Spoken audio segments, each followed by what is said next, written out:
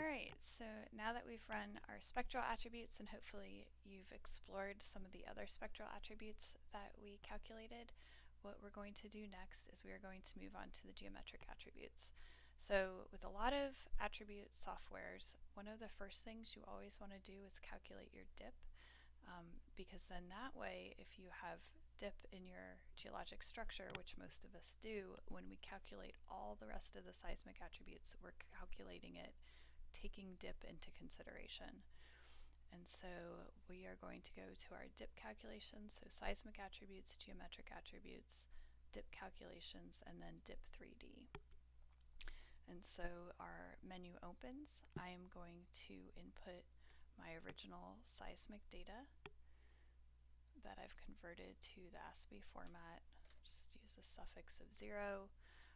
You can see in here again we have a lot of different options. One of the things I like about the AASPI software is it's great for geophysicists and geologists who really want to run more than just the standard defaults. Even though I'm going to show you these examples with some of our standard defaults, you can have a lot more, you have the ability to really fine-tune your analyses a lot more. So what we're going to do is we're just going to keep with the conversion velocity of 4,000 meters per second. I want to calculate the dip magnitude volume, the dip azimuth volume. I want my dip confidence, and then I want to get, let's see, I'm going to do chaos and GST similarity. And so you can see here that there's a couple of different algorithms that you can choose for dip calculations. So we've got the semblance search and the gradient structure tensor search, and that's the one we're going to be running today. And I have a lot more information on my website about the differences between the two. Let's see, I'm just going to go back to parallelization parameters and select 10 again, and I will execute it. We can see in the command window back here, it's running, loading the data. We're just going to give it a second to run. You can see it's going to take about 15 minutes. Okay, so now we have finished our dip 3D. We've got the program completion status. I'm going to exit out of this, and now I'm going to visualize and look at my dip data. So we can go back to our visualization 2D plot. Now we should have our, let's look at dip magnitude. I'm going to select dip magnitude, hit OK.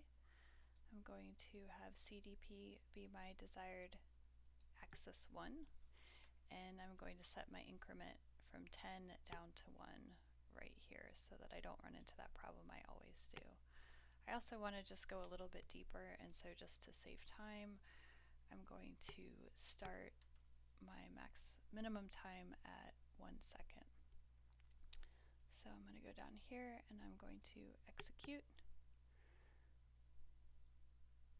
and let it think for a second. And here we've got our dip magnitude. So you can see here that our dip does not go from 0 to 90 degrees.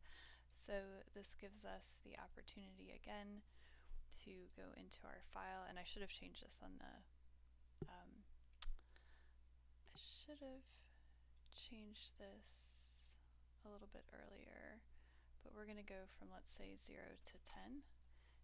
I can hit OK, and you can see the changes that that makes. So we can now see our dip magnitude a lot better. We can scroll through and look at it. I do want to show you all a color table that I think works a lot better. So if we go under additional color tables, this would be the Oslo color table. So let me reverse it and apply it. And what I like about the Oslo color table for looking at dip, and we'll also use it for similarity, is that I'm able to see a little bit more in the medium ranges. So we can look at the dip magnitude right now. It's ranging, from anywhere from 0 to 10. We can also go into our visualization, and we can look at the dip azimuth is another one that was calculated. So I encourage you to kind of look through these.